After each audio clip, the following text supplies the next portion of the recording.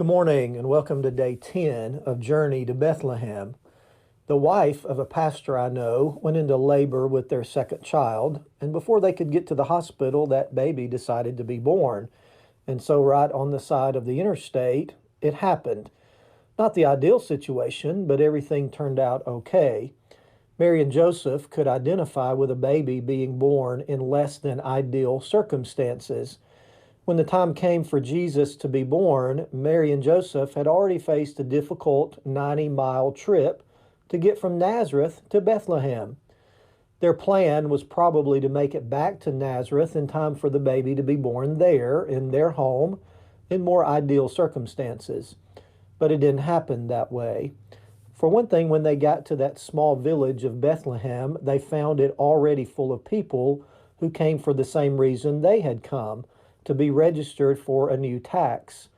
And so that meant there was no place for them to stay. Luke 2, verse 7 reports it very simply like this: there was no room for them in the inn. I imagine Joseph panicked a little bit. Most of us would have. Here you have dragged your very pregnant wife all this way, and you're stuck without a roof over your head. We don't know how it came to be, but they at least found shelter in a stable, or most likely a cave, a place where animals were sheltered.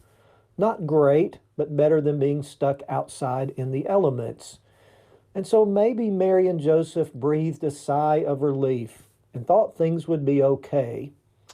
At some point, however, I can just imagine Mary waking Joseph with the last words he wanted to hear, words that would strike fear into the heart of any man in that situation. Joseph, it's time.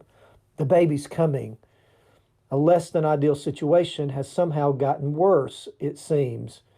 I wonder if Mary prayed, please God, not here, not now, not like this. But God had a plan. And that plan was for Jesus to be born in that stable, on that night, in that little town. And Luke tells us all the details we get with these simple words. And she gave birth to her firstborn son. She wrapped him in cloth and placed him in a manger.